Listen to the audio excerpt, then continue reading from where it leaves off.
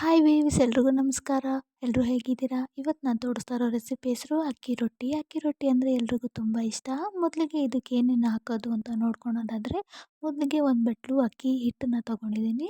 ಅಂದರೆ ಮನೆಯಲ್ಲೇ ಮಾಡಿಟ್ಕೊಂಡಿರೋ ಅಂತಹ ಅಕ್ಕಿ ಹಿಟ್ಟು ಒಂದು ಬಟ್ಲು, ಚಿಕ್ಕ ಚಿಕ್ಕದಾಗಿ ಕಟ್ ಮಾಡ್ಕೊಂಡಿರುವಂಥ ಈರುಳ್ಳಿ, ತುರಿದಿಟ್ಕೊಂಡಿರುವಂತಹ ತೆಂಗಿನಕಾಯಿ ತುರಿ, ಒಂದು ಸ್ವಲ್ಪ ಸಬ್ಬಕ್ಕಿ ಸೊಪ್ಪು, ಒಂದು ಸ್ವಲ್ಪ ಕ್ಯಾರೆಟ್ ತುರಿ, ಮತ್ತು ಕರಿಬೇವು, ಕೊತ್ತಂಬರಿ ಮತ್ತು ಚಿಕ್ಕ ಚಿಕ್ಕದಾಗಿ ಕಟ್ ಮಾಡ್ಕೊಂಡಿರುವಂಥ ಹಸಿರು ಮೆಣಸಿನ್ಕಾಯಿ, ಒಂದು ಸ್ಪೂನು ಜೀರಿಗೆ, ಒಂದು ಸ್ವಲ್ಪ ಉಪ್ಪು, ರುಚಿಗೆ ಎಷ್ಟು ಬೇಕೋ ಅಷ್ಟು ಉಪ್ಪು ತೊಗೊಂಡಿದ್ದೀನಿ.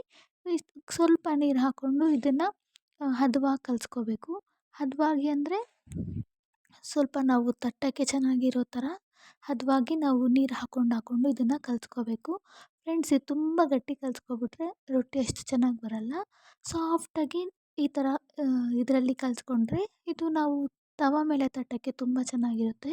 ಮೊದಲಿಗೆ ಹೆಂಚಿಟ್ಕೊಂಡು ಸ್ವಲ್ಪ ಎಣ್ಣೆ ಹಾಕ್ಕೊಂಡು ಎಣ್ಣೆ ಹೆಂಚು ಬಿಸಿಯಾಗಿದ್ದ ನಂತರ ನೋಡಿರಿ ಈ ಥರ ನೀರು ಹಾಕ್ಕೊಂಡು ತಟ್ಕೋಬೇಕು. ತುಂಬ ಟೇಸ್ಟಾಗಿರುತ್ತೆ.